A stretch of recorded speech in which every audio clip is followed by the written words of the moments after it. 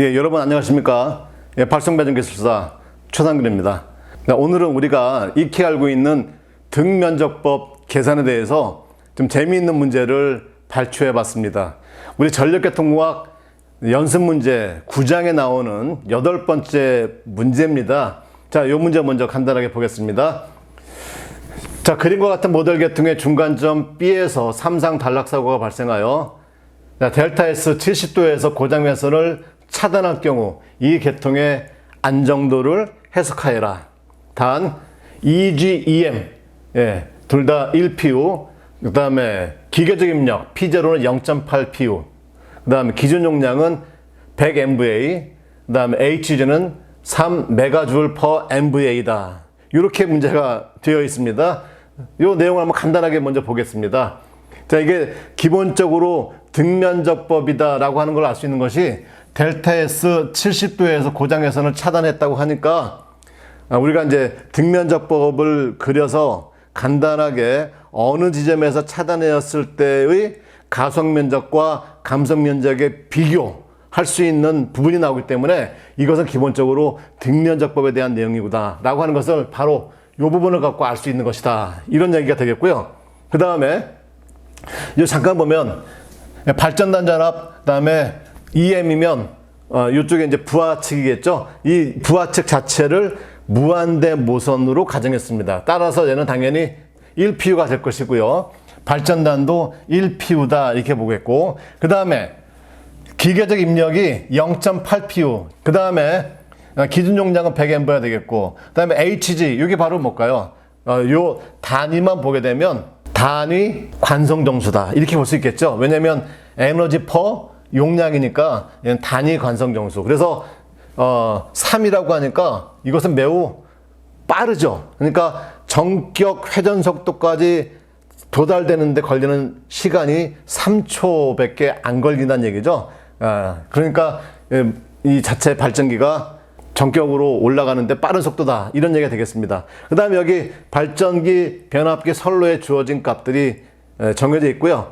그 다음에 특히 이제 여기서 봐야 될 것은 여기 이제 정상과 역상, 선로상에서 그 다음에 영상문도 이렇게 주어져 있습니다. 그런데 문제 자체가 단락사고가 발생했다고 하니까 뭐 영상문을 고려할 내용은 없을 것 같습니다. 자, 그런데 단락사고 나니까 우리가 어떻게 생각할 수 있냐면 발전기 입력은 그대로 들어오는데, 기계적 입력 들어오는데 전기적 출력이 제로가 돼버리지 않느냐, 이렇게 금방 생각할 수가 있거든요. 그런데 여기서 이 전체 임피던스들을 주어졌기 때문에 고장 시의 임피던스 값이 제로라고 하는 것을 반영해서 전체 임피던스 값을 구해야 됩니다. 예, 그것이 이제 쉽지 않은 문제고, 자, 그래서 재밌는 문제다 이렇게 말씀을 드린 겁니다. 자, 하나씩 풀어보도록 하겠습니다. 예, 주어진 값들을 하나씩 넣어봤습니다. 발전기 임피던스 0.25, 변압기 0.1, 송전선로 J0.4, 그 다음에 중앙에서 사고 났으니까 중앙의 반, 즉 J0.2, J0.2 이렇게 될 것이고요. 그 다음에 이쪽 변압기는 J0.1 이렇게 됐고, 여기는 이제 무한대 모선이니까 부하가 없다 이렇게 보겠습니다. 왜? 부하가 있든 없든 이 무한대 모선 값의 전압은 변화하지 않는 거니까. 그 다음에 고장이 발생되었을 때 고장 임피던스 값이 얼마가 되는 겁니까? 삼상 단락사고니까 당연히 제로 값이죠. 자, 이것은 더 이상 설명드리지 않아도 충분히 다 이해하실 수 있을 것이라고 믿습니다. 자, 이랬을 때 여기 제로니까 그 다음에 어떻게 봐야 될까, 이런 고민을 할 수가 있거든요. 자, 그래서 강의 드렸던 바대로 이제 이 고장 임피던스가 제로가 되면 이제 뭘 따져야 됩니까? 예, 여기서의 임피던스가 어떻게 바뀔 것이냐, 그게 바로 뭐예요? 고장 시 전달 임피던스 또는 전달 리액턴스의 변화를 봐야 되겠지. 예, 그 내용을 한번 들여다보겠습니다.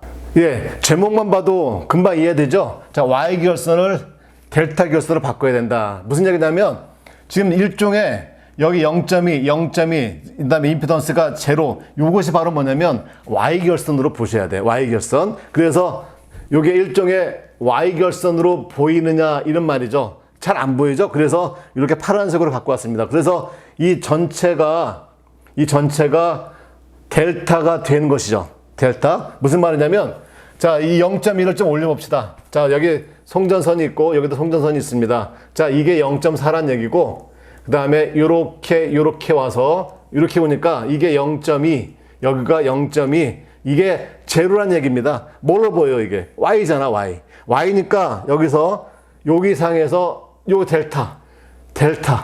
이렇게 바뀌는 거죠.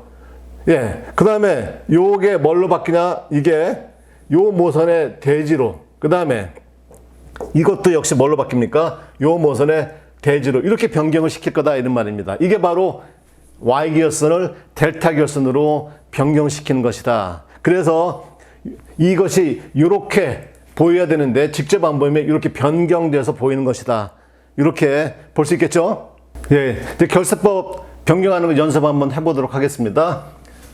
Y를 델타로 바꾸는 거니까, 자, 여기서 보면 아까 그렸던 것처럼 이렇게 간단하게 보겠습니다. 이렇게 여기 0.2, 여기도 0.2, 여기는 제로 이렇게 되겠죠? 자, 그러면 얘를 뭘로 바꿔야 되냐면 이렇게 델타로 바꿔야 되겠죠? 자, 그래서 요거 계산하는 방법이 어떻게 됩니까?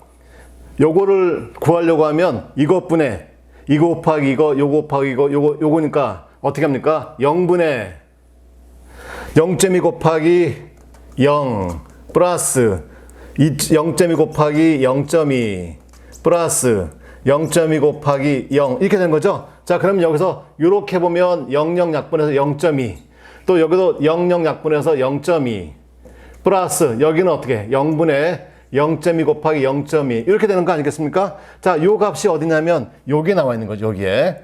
자, 그 다음에 야, 요 값을 구하려면 요거 상대편이 뭐예요? 제2 0점이죠? 네, 여기 보면 요걸 구하려고 하면 여기 상대편 0점이니까 어떻게 돼? 0.2분의 이거 곱하기 이거 0.2 곱하기 0.2 플러스 0.2 곱하기 0 그 다음에 0.2 곱하기 0 이런 식이 되지 않겠습니까?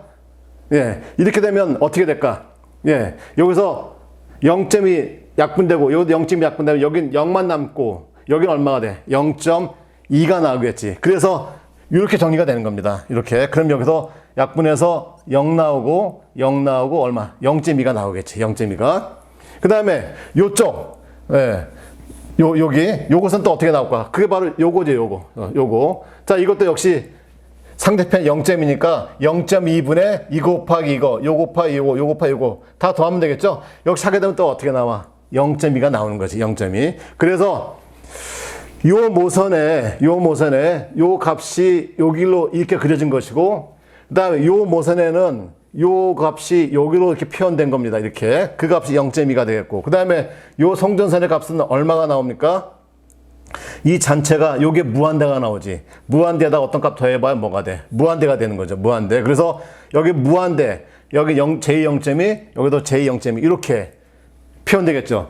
요것을 그대로 정리하면 요 그림이 되는 것이죠. 그래서 j 0.4, j 0.2, j 0.2 이렇게 됩니다.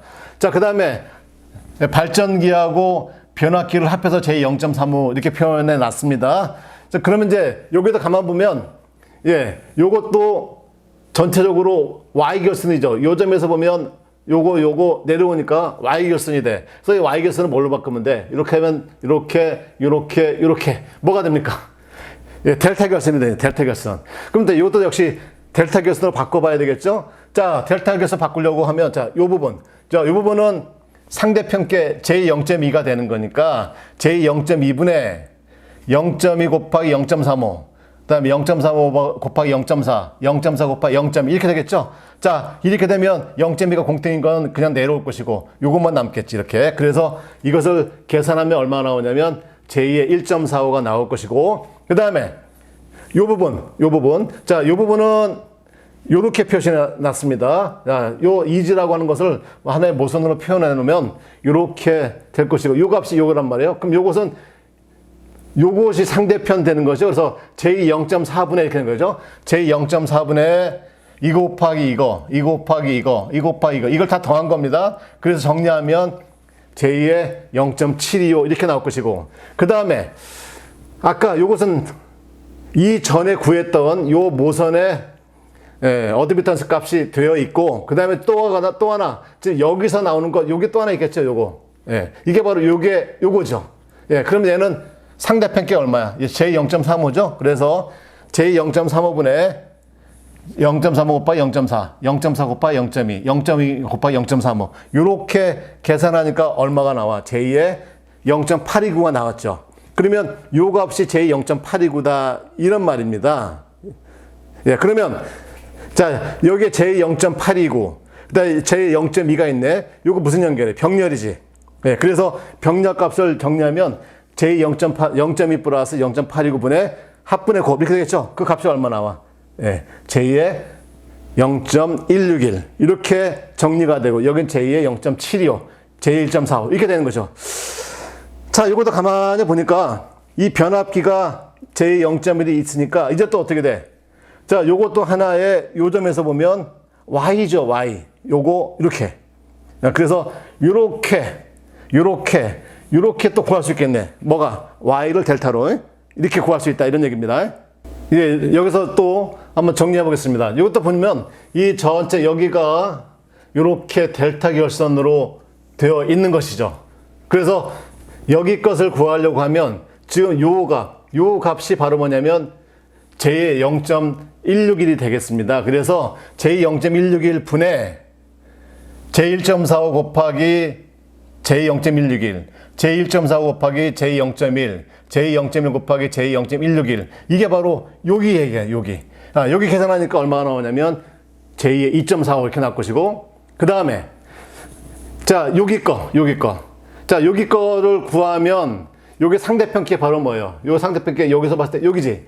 J의 1.45가 되는 거야. 그래서 J의 1.45에 대해서 이게 분모로 들어가는 거니까, 그래서 요렇게 값이 정리가 될 것이고, 그 다음에 이제 요거 값은 TR, 요것의 값이 J0.1이니까 J0.1 분의 J0.1 곱하기 J0.161, J0.161 곱하기 J1.45, J1.45 곱하기 J0.1. 이 값이 바로 여기 나오는 거예요. 이렇게 나온 것이죠. 그러면 계산해 보니까 J3.945 이렇게 나왔네요. 그러면 J3.945하고 여기하고 또 어떻게 돼? 또 병렬이네. 그렇죠? 이 J의 0.75 아까 있던 거하고 지금 구한 요게 바로 이거란 말이지. 그래서 두 개가 병렬이니까 합분의 곱 하게 되면 요렇게 정리가 되는 거죠. 요렇게. 물론 우리한테 필요한 것은 뭐냐면 아까 송전솔로 중간에서 3장 단락사고 발생했을 때의 고장 중에 전달 임피던스.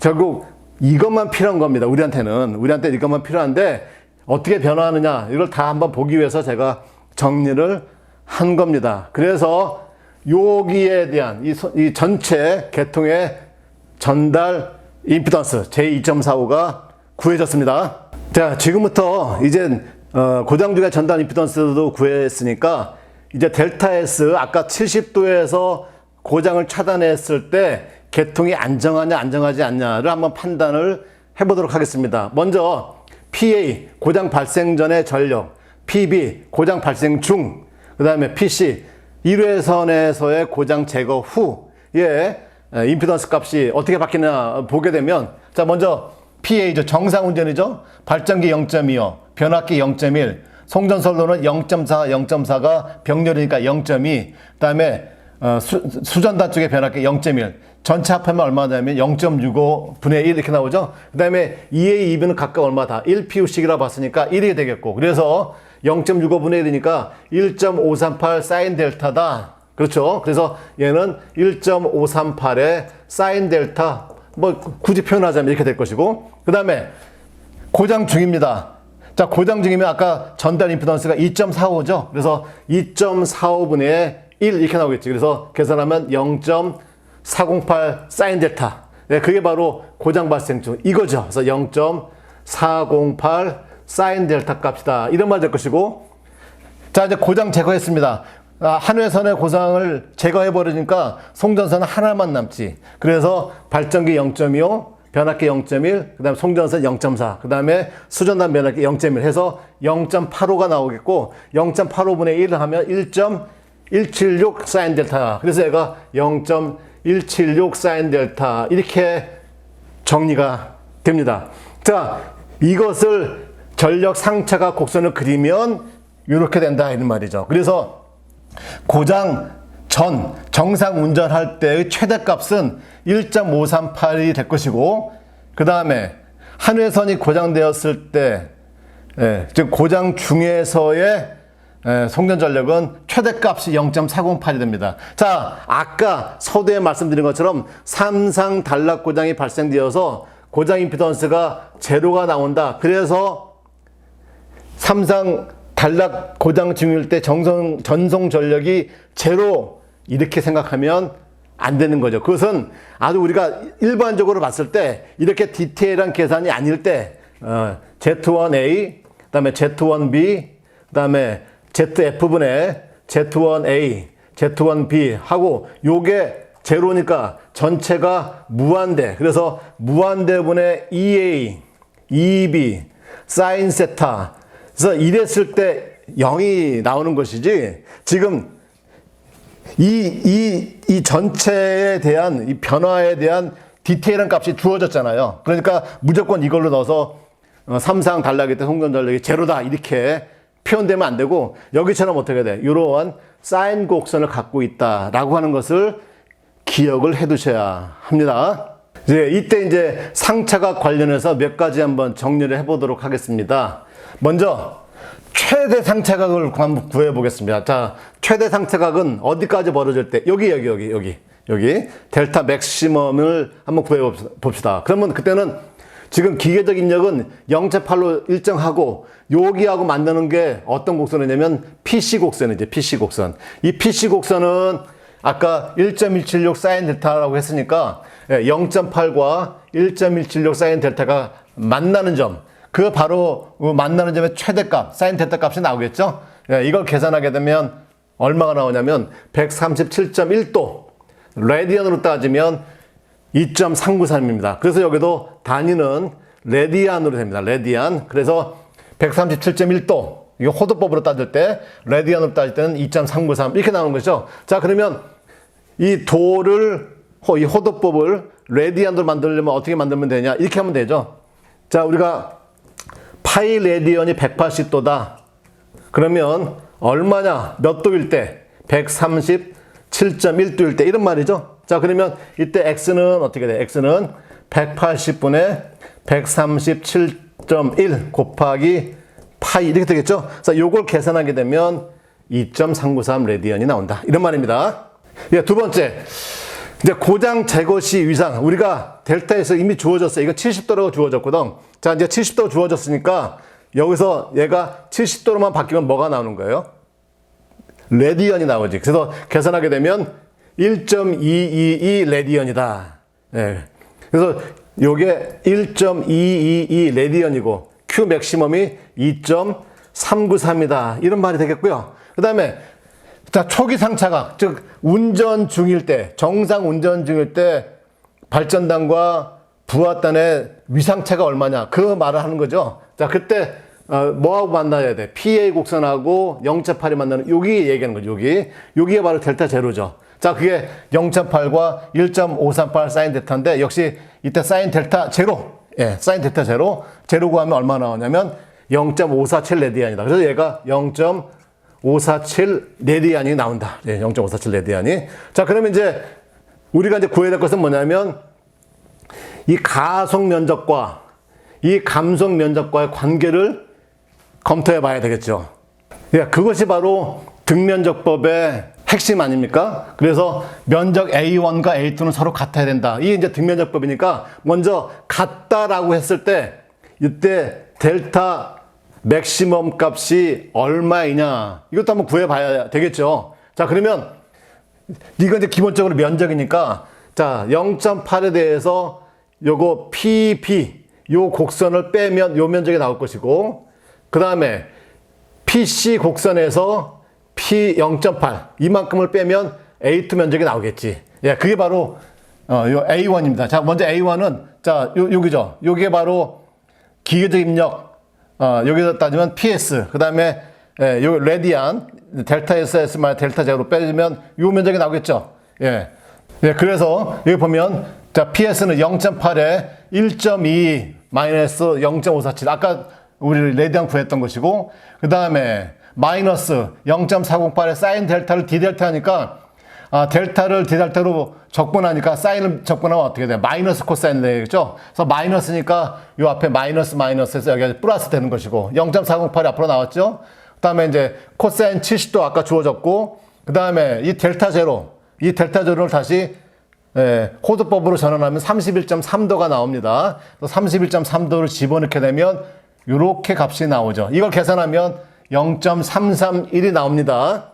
자, 이게 이제 A1의 면적이 되겠고, 자, A2의 면적은 아까 말씀드린 요 면적에서 요거 0.8에 대한 부분을 제외하면 되는 거니까, 자, 요것은 PC 곡선이죠. 그래서 PC 곡선은 1.176 사인 델타 D 델타, 델타 S부터 델타 M까지. 그 다음에 마이너스 PS의 델타 M 마이너스 델타 S. 이렇게 되겠죠? 여기 되겠지. 그래서, 자, 역시 이것도, 자, 사인을 적분하면 마이너스, 코사인이니까 마이너스 1.276 됐고, 코사인 델타 M 마이너스 0.342. 지금 여기서 우리가 델타 M 값이라고 하는 건 지금 모르는 거죠?